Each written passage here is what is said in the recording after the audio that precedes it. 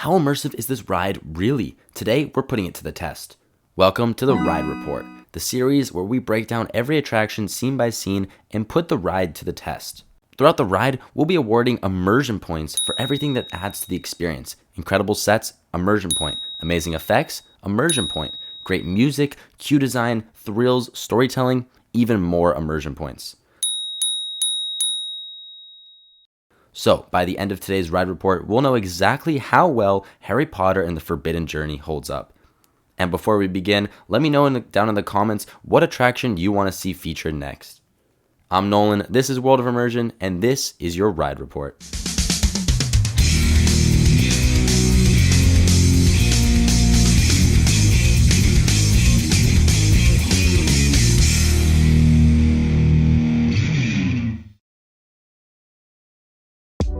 And we start off our walkthrough in the queue.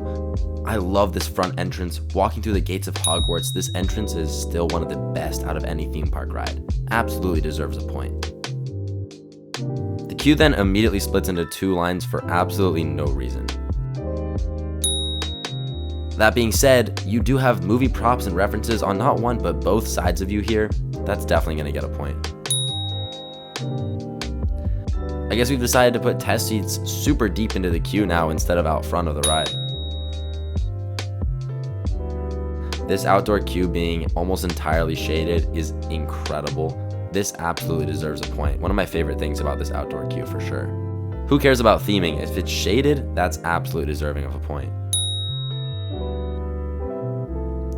And this music when you enter the building is genuinely awesome. I love how it swells and builds as you're walking in. And here you've got even more callbacks and details from the original films. The designers here really did their homework. This looks incredible.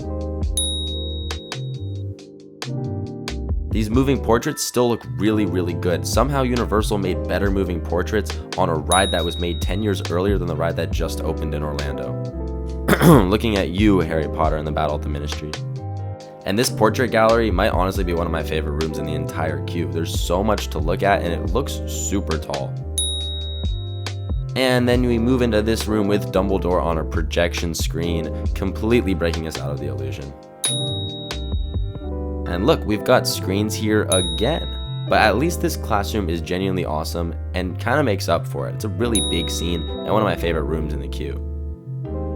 The fact that this ride has single rider absolutely deserves a point. The sorting hat being the one to give you your safety spiel is genuinely awesome and one of my favorite things from this queue. I wish more rides would do this. This loading station is so cool. It's one of my favorite ones out there. It looks huge and I love the way that it loads. A great start to the ride. And we start off the ride with, you guessed it, a giant screen. I'm so confused what I'm even looking at here. This part of the ride honestly makes no sense to me. But then you've got this awesome Kuka arm ride system, and as soon as you start moving, it is incredibly impressive. You got thrills, you feel like you're flying. I could talk about how great this Kuka arm ride system is forever. This deserves at least 1 point, but I'm going to give it 2 just because of how awesome it is. And look, we've got physical sets. And now we are back to more screens, but this time they're the ones that make you see your lunch again. This dragon animatronic is absolutely massive, super, super cool. Physical sets are always going to be better than screens in my opinion. And it breathes smoke. This giant spider genuinely scared me so much the first time I rode it. I cannot imagine being a little kid riding this.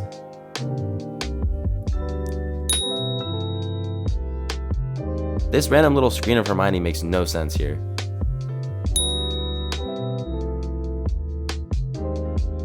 The ride here nearly goes upside down. It's awesome. It's a great moment of thrills. And this Whomping Willow animatronic is absolutely massive and looks fantastic. It feels like it gets so close to your vehicle. You know what? I'll give them this. The transition from the physical set into the Quidditch screen is actually really, really good. It feels super seamless and honestly deserves a point. The first time I will give a point for a screen here. Anyone else instinctively lift their feet here? Is that just me? We got one Dementor animatronic, two Dementor animatronics. You know what, there's so many Dementor animatronics, I'm just gonna give them 3 points for how many there are in this scene. It looks great. But then we're right back to screens. The soundtrack absolutely carries this section. It's great as you're flying back towards Hogwarts. Why are we back on another screen? And another screen. I love how this ride is incredible with its physical sets, but then the finale of the ride is just a bunch of screens. And just when you thought we were done, we've got one final screen to close out the ride.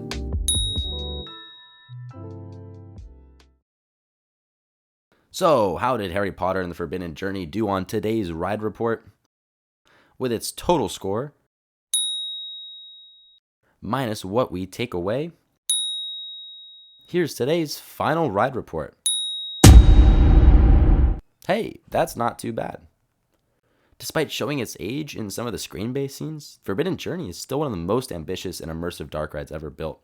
Between the incredible queue, groundbreaking ride system, and some truly unforgettable animatronics, it's easy to see why this attraction is still considered a masterpiece in theme park storytelling, and one of my favorite attractions of all time.